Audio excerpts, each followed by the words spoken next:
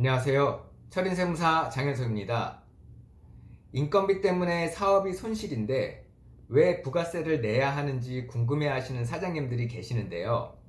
결론을 말씀드리자면 인건비는 부가세와 전혀 상관없는 비용입니다. 그리고 또 한 가지, 부가세와 부가가치세는 다른 세법 용어인데요. 흔히들 부가가치세를 부가세라고 말씀하시기 때문에 실무에서도 혼용해서 사용하고 있습니다. 이하에서는 그냥 부가세라고 하겠습니다. 부가세는 사업자가 물건을 팔거나 서비스를 제공하고 그 대가를 받을 때 부가세를 별도로 10% 받습니다. 부가세를 별도로 받지 않더라도 면세 품목 외에는 무조건 판매 가격에 부가세가 10% 포함되어 있다고 봐야 합니다.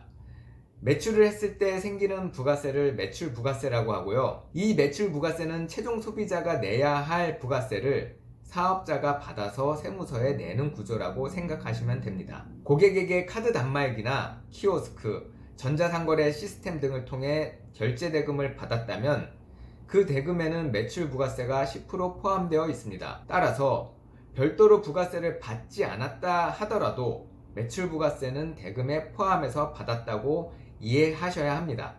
대금을 현찰로 받았다고 하더라도 매출 부가세를 포함해서 받은 겁니다. 매출 세금 계산서를 발행하지 않는 업종을 하시는 사장님들은 매출에 부가세가 포함되어 있다는 사실조차 잘 모르시는 분들이 계십니다. 반대로 사업자가 물건을 사거나 서비스를 제공받을 때 부가세를 별도로 10% 냅니다. 부가세를 별도로 내지 않았다고 하더라도 신용카드나 현금 영수증 등 지출 내역을 입증한다면 그 속에는 대부분 부가가치세가 포함되어 있을 겁니다. 매입을 했을 때 생기는 부가세를 매입부가세라고 하고요. 매입부가세는 반드시 매입 증빙을 받아야 공제를 받을 수 있습니다. 법적으로 공제되지 못하는 매입부가세를 제외하고 이 매입부가세는 매출부가세에서 공제되는 금액입니다. 그렇다면 인건비는 어떤가요? 우리가 직원들에게 인건비를 지급할 때 별도로 부가세를 더 지급하나요? 그렇지 않죠. 그래서 인건비는 부가세와 상관없는 비용입니다. 인건비를 지급할 때 따로 부가세를 직원에게 주는 구조가 아니라는 거죠. 매입부가세는 지출하는 금액에 부가세를 포함해서 같이 냈을 때 공제받을 수 있는 금액입니다. 예외적으로 의제매입세액이라는 것이 있는데 이것은 나중에 한번 다뤄보도록 하겠습니다. 그리고 또 한 가지, 부가가치세와 소득세, 법인세는 별개의 세금이라는 것도 이해하셔야 합니다. 그럼 사업은 손실인데 부가세가 나오는 경우에 대해 알아보겠습니다.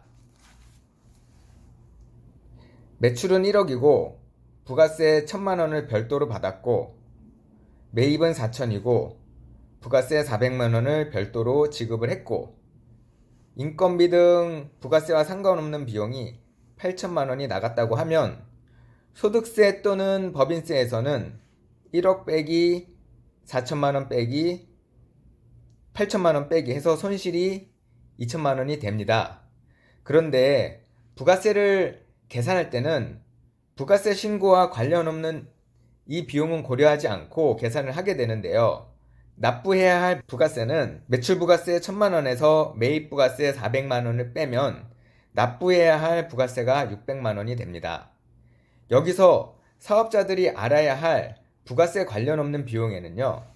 인건비, 매입부가세는 있지만 법적으로 불공제되는 비용, 접대비, 업무용 승용차 관련되는 부가세는 매입부가세는 있지만 법적으로 불공제되는 부가세입니다. 계산서 비용, 예를 들어서 운영 리스루 같은 경우도 부가세가 포함되어 있지 않습니다. 반대로 부가세를 신고할 때는 세금을 환급을 받았는데 소득세, 법인세 계산할 때는 순이익이 발생하여 소득세, 법인세를 내는 경우에 대해 알아보도록 하겠습니다. 매출은 1억이고 부가세 1,000만 원을 별도로 받았고 매입은 7천만 원이고 부가세 700만 원을 별도로 지급했고 또 고정자산 매입이 5천만 원이 있어서 매입 부가세 500만 원을 별도로 지급을 했고 인건비 등 부가세와 상관없는 1,000만 원이 비용으로 나갔다고 하면은요.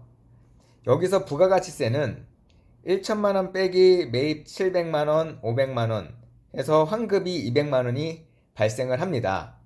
그런데 소득세 또는 법인세를 계산할 때는 매입 중에 팔린 부분만 비용이 인정되고 고정자산 중에는 감가상각비만 비용으로 인정이 됩니다. 따라서 1억 빼기 매입 중 팔린 6천만 원 빼기 감가상각비 1천만 원 빼기 부가세와 관련 없는 비용 인건비 1천만 원을 빼면은 순이익이 2천만 원이 됩니다. 여기서 비용으로 처리되지 못한 재고자산 1천만 원과 고정자산 4천만 원은 차기년도 이후에 비용으로 처리가 될 것입니다. 부가가치세의 계산구조에 대해 알아보았는데요.